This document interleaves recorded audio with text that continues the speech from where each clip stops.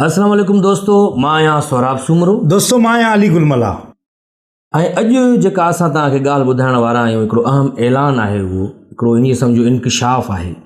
शिकारपुर जी तारीख़ में पहिरियों भेरो ईअं थी रहियो आहे।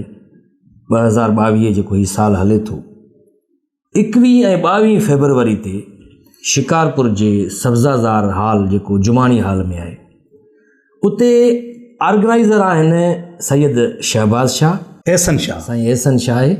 ऐं तव्हांजे पंहिंजे शहर जो जेको आर्टिस्ट आहे, ॾाढो सुठो असांजो दोस्त आहे गामू आसिफ पहोड़, ई ऑर्गेनाइज़र आहिनि। हिकिड़ो शिकारपुर में फैमिली फेस्टिवल थी रहियो आहे, जेको सिर्फ़ु ख़ासि करे औरतुनि जे लाइ आहे।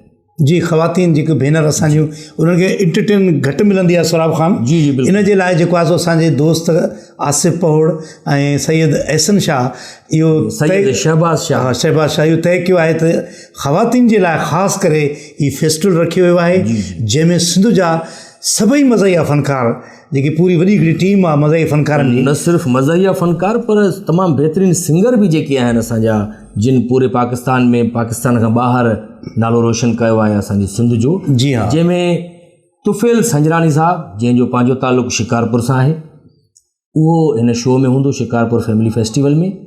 असगर खोसो, तमामु बहितरीनु सोशल मीडिया स्टार, तमामु बहितरीनु कॉमेडियन ऐं सिंगर, उहो बि हिन में हूंदो।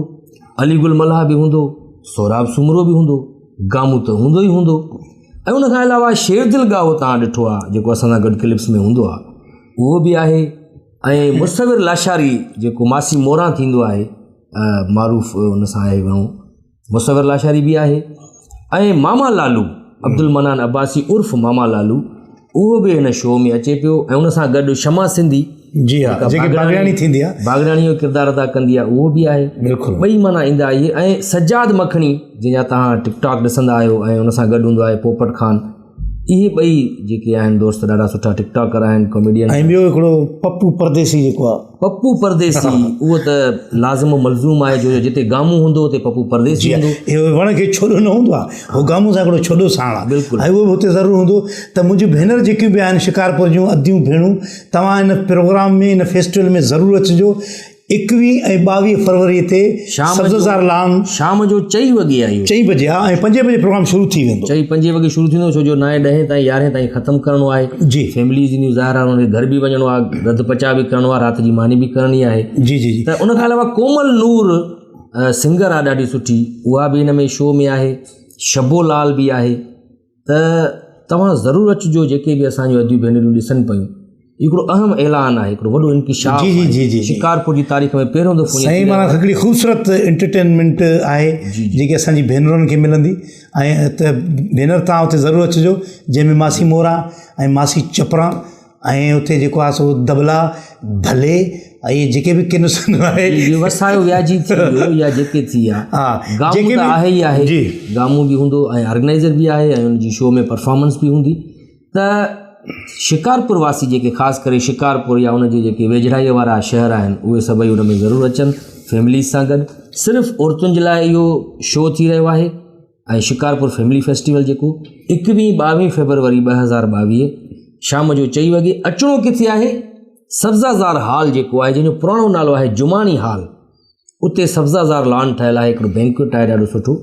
शाम जो 4 वॻे तव्हां हुते पहुची वञो, 21 ऐं 22 फेबरवरी ते। ऐं हा, जेकॾहिं तव्हांखे इन में, हाणे सभु चवंदा शो में अचूं कीअं, तरीक़ेकार छा आहे, त उनजो तरीक़ेकार इहो आहे त इन जी जेके कार्ड आहिनि, इनखे कार्ड हासिलु करण जे लाइ तव्हांखे राब्तो करिणो पवंदो हिननि फ़ोन नंबर्स ते, जेके असां ॾेई रहिया आहियूं स्क्रीन ते।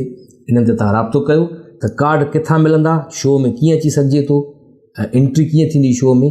पर ख़ासि तौर ते इहो ख़्यालु रखिजो, सिर्फ़ु औरतुनि जे लाइ ही प्रोग्राम आहे, ऐं कार्ड खां सवाइ एंट्री न आहे हिन शो। जी हा, पर तारीख़ यादि रखो, 21-22 फेबरवरी, यानी शाम जो थो तक़रीबन सूमर अंगारो बीहे थो, ऐं शाम जो 4 बजे असांजियूं भेनरूं जेकी सूमर ऐं अंगारो थो बीहे, हा, पुॼी वञनि हाल में।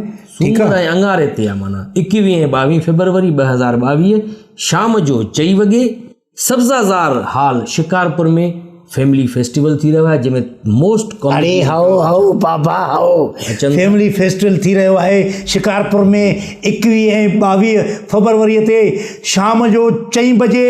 जी हा, जुमाणी हाल जी भरिसां बाक़ाइदा जेको हाल आहे सब्ज़दार लान। जी जी चुप कर ज़ालिम ॿुधायोसीं। औरतुनि जे लाइ इहो प्रोग्राम आहे ख़ासि करे।